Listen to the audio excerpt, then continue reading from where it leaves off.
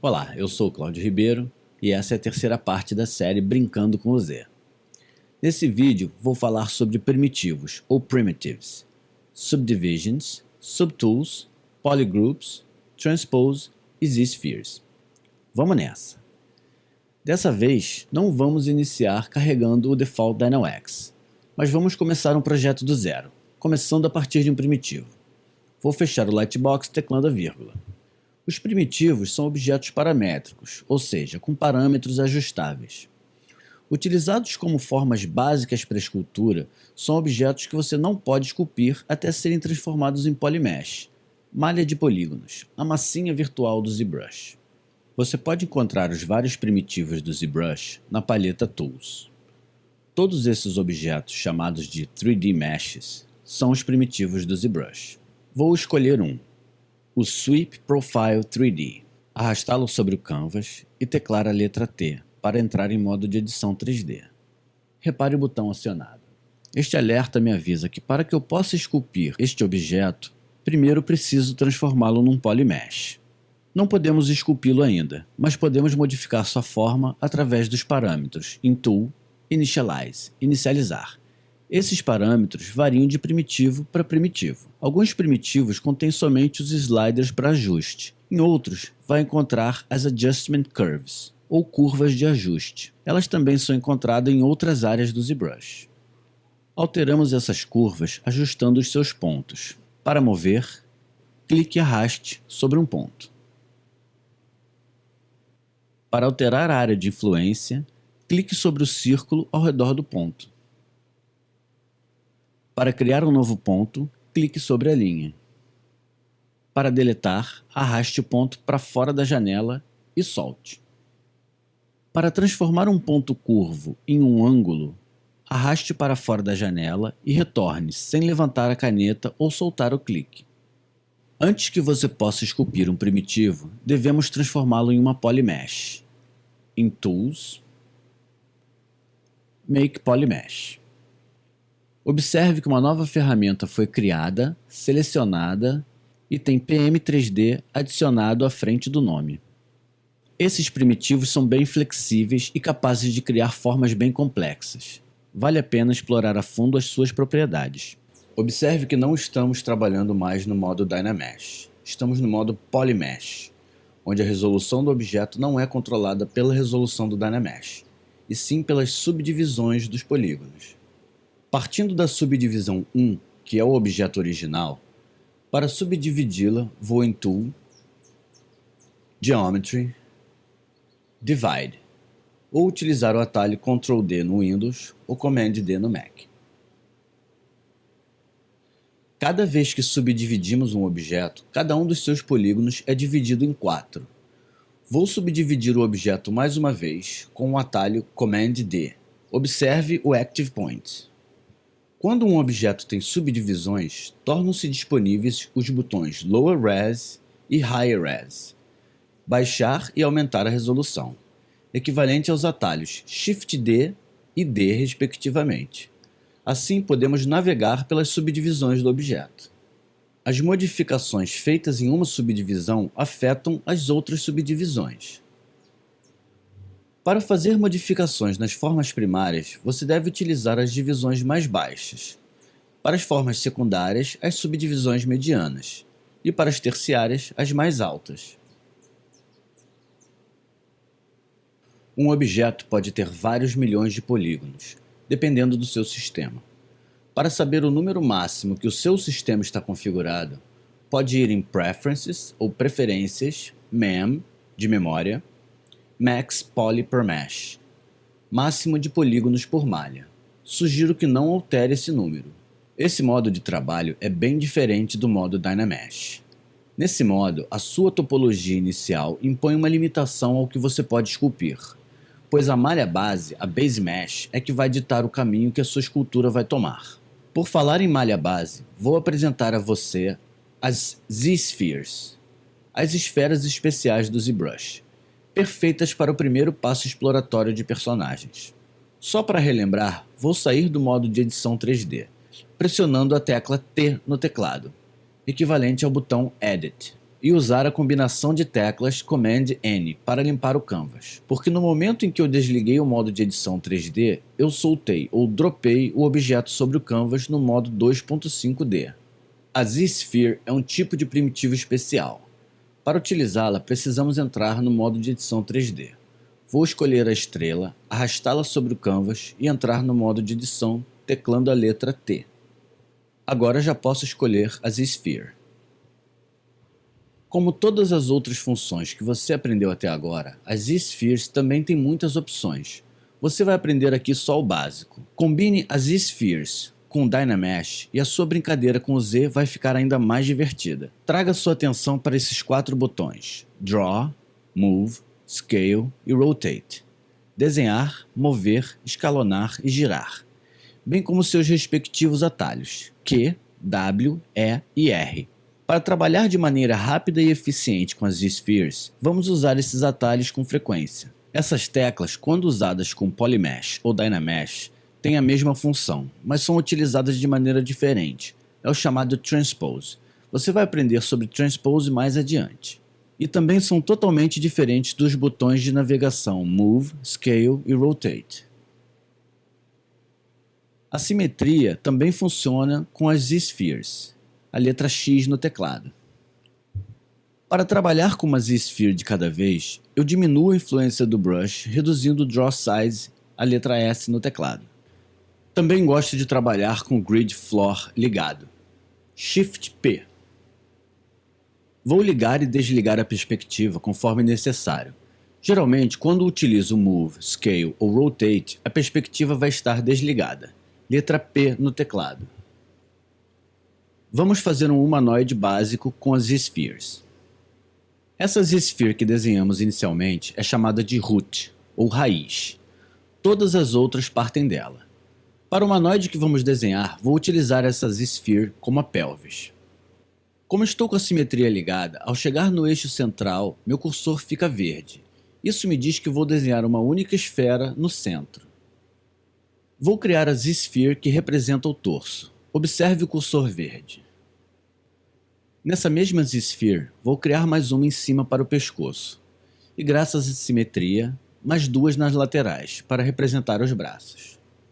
Voltando à Z-Sphere da pelvis, vou criar 2 esferas para representar as pernas. Vou teclar W para sair do modo Draw e entrar no modo Move. Agora posso reposicionar as esferas. Prefiro fazer isso no modo ortogonal, com a perspectiva desligada, assim não perco o alinhamento da simetria. Vou reposicionar as esferas que representam o pescoço, os braços e as pernas. Com a letra Q, retorno ao modo Draw. Vou criar mais uma esfera sobre cada uma das que representam os membros e pescoço, pressionando Shift para que a nova esfera fique exatamente do mesmo tamanho daquela sobre a qual estamos criando. Vou entrar no modo Move para ajustar as posições. Q para voltar ao modo Draw. Agora vou fazer a cabeça. E repare que posso criar mais esferas nos chamados links, que é representado por esta sanfona que liga as esferas. Como já deve imaginar, a tecla de modificação Alt no Windows ou Option no Mac deleta a Z-Sphere. Vamos dar uma cintura ao nosso esqueleto de Z-Spheres. Agora vou passar para o modo Scale, teclando a letra E. Alternando entre os modos, vou teclando W e E para ajustar a cintura. Já adicionei as Z-Spheres que vão representar os cotovelos e joelhos. Teclando a letra R de Rotate, vou ajustar as suas posições.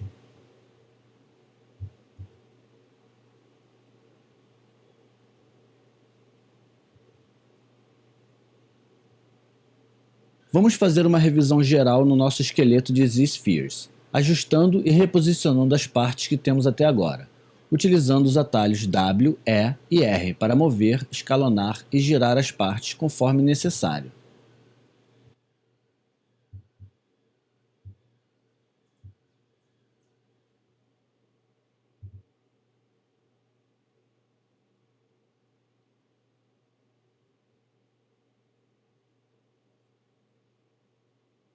Vou refinar um pouco mais, acrescentando mais uma esfera para representar os pés. Desta vez vou ajustando conforme vou criando, sempre utilizando os atalhos de teclado. Vamos às mãos, utilizando as mesmas técnicas que usamos até agora. Uma esfera para cada dedo. Posiciona, depois refina, acrescentando mais esfera aos links e continua refinando. Formas primárias, secundárias e terciárias, lembra? Lembra também do primeiro vídeo? Veja como é muito útil o pivô ser no último ponto tocado. Assim não temos problema algum para trabalhar em um close nas mãos. Vou utilizar o Shift e fazer mais uma sobre cada uma das esferas que eu acabei de fazer. Reposicionar com o Move.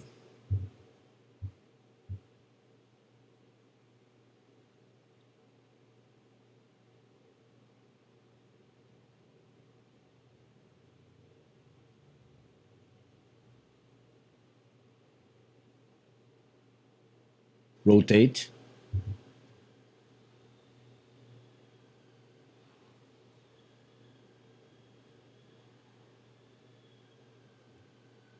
Observe que, vista de frente, os dedos da mão formam um arco e não estão em um plano reto.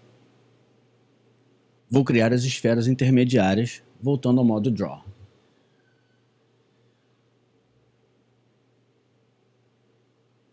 E reposicioná-las novamente.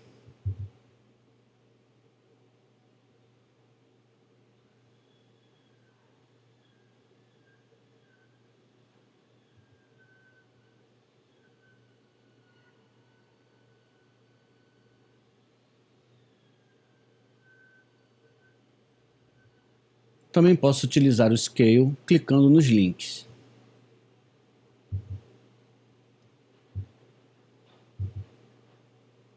Vou acrescentar mais algumas esferas para os pulsos e tornozelo.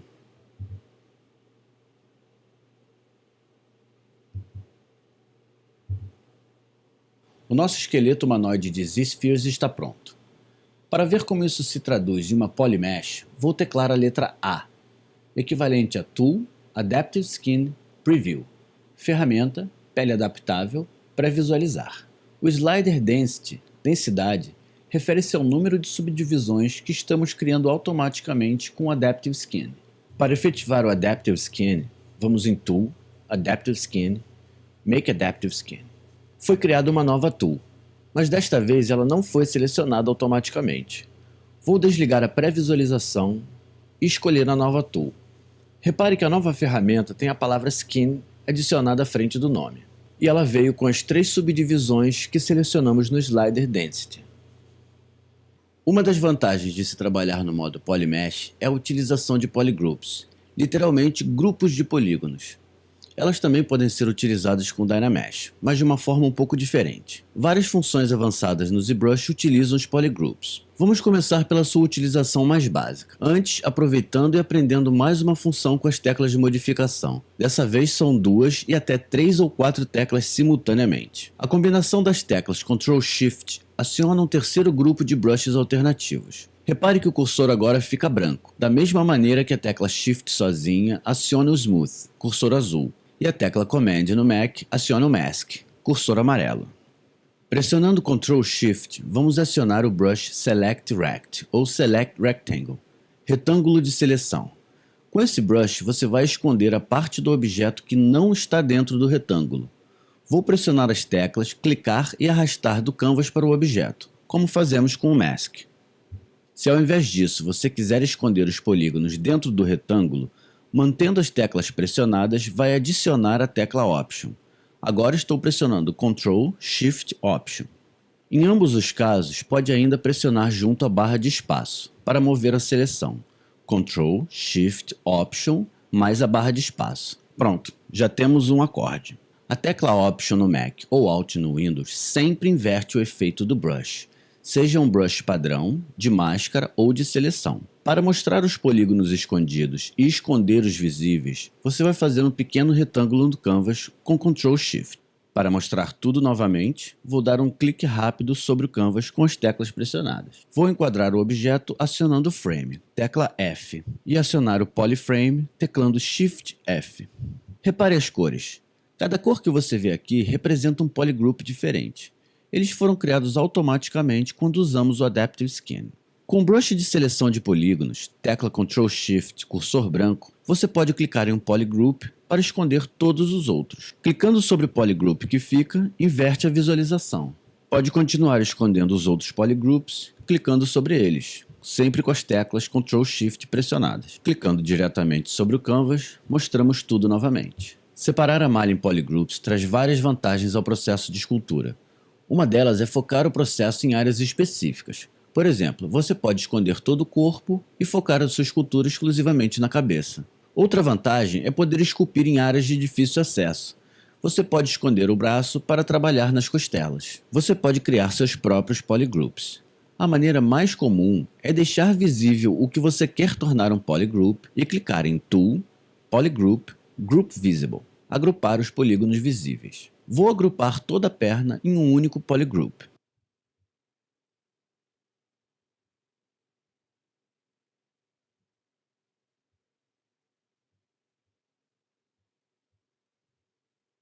Repare que agora ela está com uma única cor. Vamos voltar a atenção novamente aos atalhos Q, W, E e R, referente aos botões Draw, Move, Scale e Rotate. Quando estamos editando uma Polymesh ou Dynamesh, os botões Move, Scale e Rotate acionam o modo Transpose. Vamos aprender o básico sobre o Transpose. No Grid Floor, você vai reparar 3 linhas coloridas, bem finas, que provavelmente não aparecem no vídeo. Elas representam os eixos do mundo 3D e estão posicionadas bem no centro desse mundo, chamado de origem ou origin. A linha verde representa o eixo Y, azul o eixo Z e a vermelha o eixo X. O modo Transpose também respeita a simetria. Vou desligá-la teclando a letra X para demonstrar melhor alguns conceitos. O modo Transpose move, escala e gira os objetos em relação ao mundo 3D, bem diferente de girar o mundo 3D em relação ao canvas, como fazemos durante a navegação normal. O Transpose se caracteriza por esta linha, chamada Transpose Line. Ela funciona como um eixo onde vão ocorrer as transformações. Para um personagem, pode imaginar um bone, ou osso. Para posicionar o Transpose Line, você clica no objeto para criar a base e arrasta para criar a ponta. Quando você cria a base e a ponta sobre o objeto, elas vão grudar no objeto. Quando você inicia no objeto e arrasta até o canvas, a linha fica paralela ao canvas. Pode ainda utilizar a tecla Shift para grudar nos eixos X, Y e Z, que é a mesma função dessas linhas coloridas. Você pode reposicionar a base ou a ponta, clicando e arrastando pelo círculo mais externo. Com a linha posicionada, podemos então no modo Move, mover o objeto em relação ao mundo 3D, clicando e arrastando no círculo central.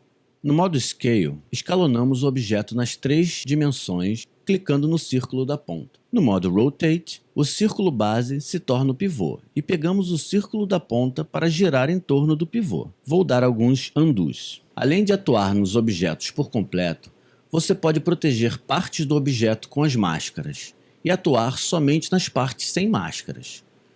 O Transpose tem o seu próprio método especial de criação de máscaras, baseado na topologia do objeto, ideal para fazer poses no seu personagem. Para isso, clicamos sobre o objeto e arrastamos, com a tecla Command no Mac ou Ctrl no Windows pressionada. Repare como a criação de máscara é diferente. Vou fazer novamente na parte de baixo, clicando e arrastando. Utilizando esse método, podemos criar as poses para o nosso objeto.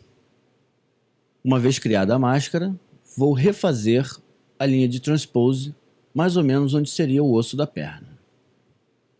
Reposicioná-la.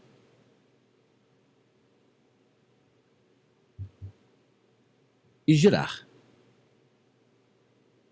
Repetir o processo com o Command pressionado.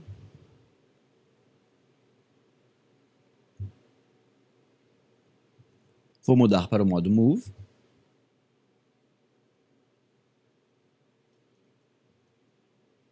E tirar toda a máscara.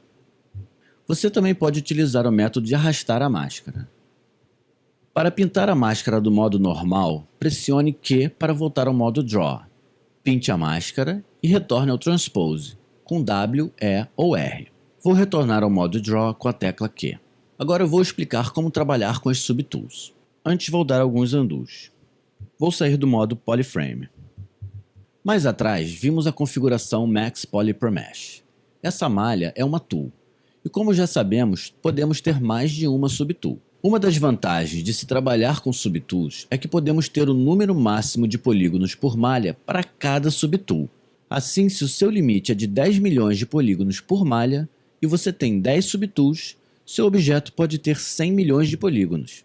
Lembra do primitivo que criamos anteriormente? Vamos juntá-lo com o nosso personagem. Para isso, vamos em Append, acrescentar, ou Insert, inserir, uma Polymesh. O Append inclui a nova Polymesh no final da lista, e Insert logo abaixo da subtool selecionada. Quando você insere um primitivo, ele é automaticamente transformado em uma Polymesh. Portanto, deve modificá-lo antes de inserir. Selecione o primitivo, modifique-o no menu Initialize, que só está disponível para os primitivos. Make Polymesh, e só então Append ou Insert a nova subtool. Para selecionar a tool que acabamos de inserir, clicamos na palheta Tool, Subtool. Também podemos dar um clique rápido com o Option sobre a subtool. Repare que ela fica um pouco mais clara do que as outras subtools. Agora podemos posicioná-la utilizando o Transpose. Para tornar qualquer Polymesh um Dynamesh, basta selecionar uma resolução e acionar o botão Dynamesh. Para tornar um objeto novamente uma Polymesh, que pode ter subdivisões, basta desligar o botão. Como esse meu objeto possui subdivisões, ele me pergunta se eu quero congelar essas subdivisões antes de torná-lo um Dynamesh. Não vamos nos preocupar com isso agora. Por enquanto, vamos clicar no No. Pronto. O nosso objeto inserido, que era uma Polymesh, agora é um Dynamesh. Podemos observar pela distribuição uniforme dos polígonos. Para transformar o nosso boneco de Z-Spheres em um Dynamesh, precisamos de uma resolução mais alta, senão podemos perder os detalhes dos dedos. Então vou dar um Undo e aumentar a minha resolução, experimentando para ver qual será a melhor. Com esta resolução, já podemos trabalhar melhor com os dedos. Vou aproveitar e apresentar o Brush Inflate, inflar. Ótimo para trabalhar nessas pequenas áreas como os dedos. Brush e Inflate.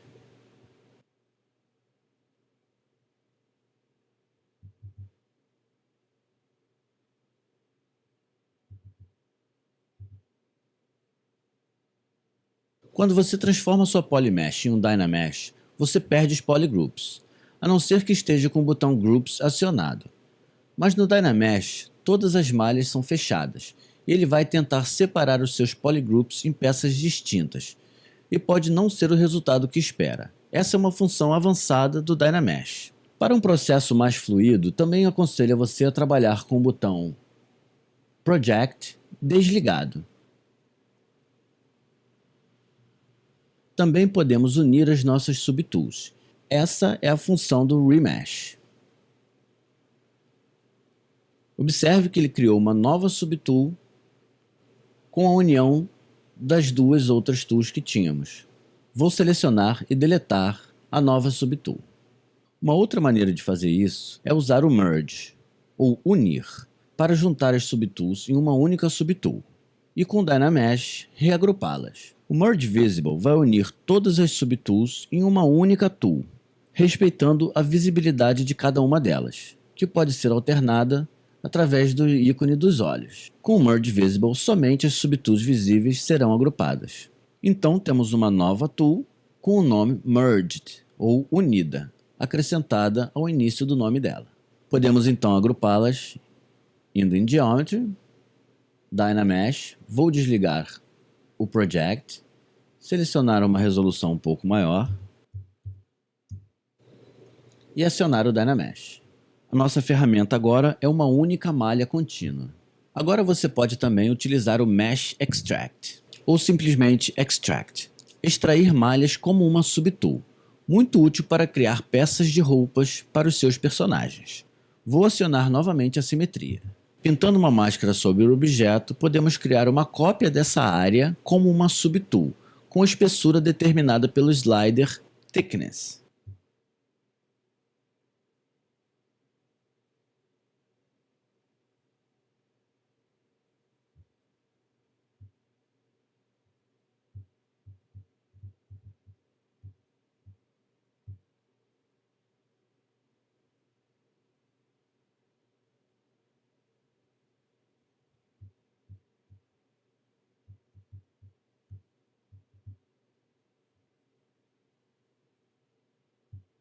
Quando estiver satisfeito, clique em Accept. Pronto, já temos uma peça de roupa. E observe, separada em polygroups para você, com a parte externa, a borda e a parte interna como polygroups diferentes. Para a visualização final da sua arte, você precisa renderizar suas obras. O processo completo é bem complexo e precisaríamos de todo um vídeo para demonstrar essas funções. Mas explicando da maneira mais simples possível, basta clicar no botão BPR. Antes vou escolher um novo material.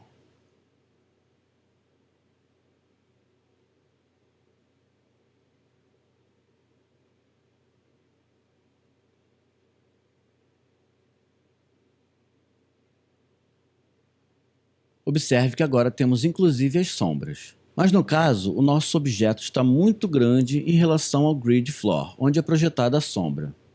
Vou mostrar como pode aumentar o tamanho do grid. Em Draw, Grid Size.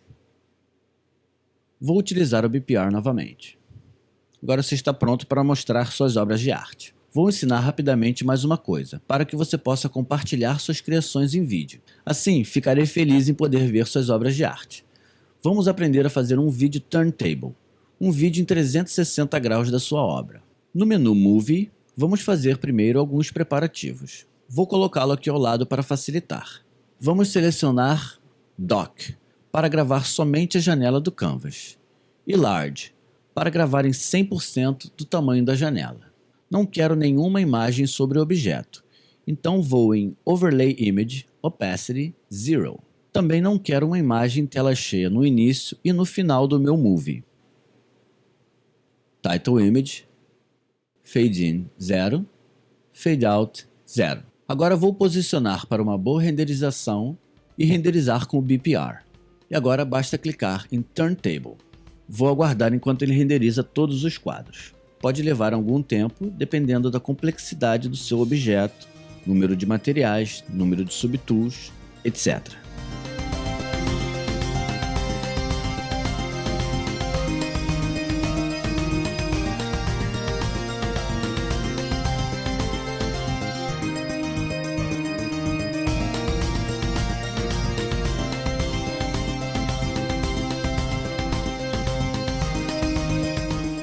O turntable está pronto. O ZBrush gravou esse vídeo em um formato próprio, que só pode ser lido pelo próprio ZBrush.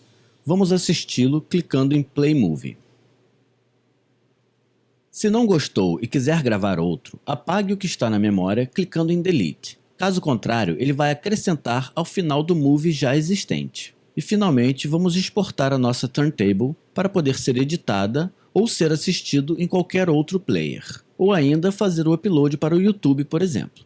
Com esses 3 vídeos, concluímos o que eu considero o nível mais fundamental do ZBrush. Mesmo assim, com essas poucas ferramentas que expliquei nessa série, e um pouco de criatividade, você já está pronto para criar suas obras-primas digitais. Quanto mais sólida for a sua base, mais você vai estar preparado para aprender as técnicas mais avançadas. Obrigado por assistir e Happy ZBrushing!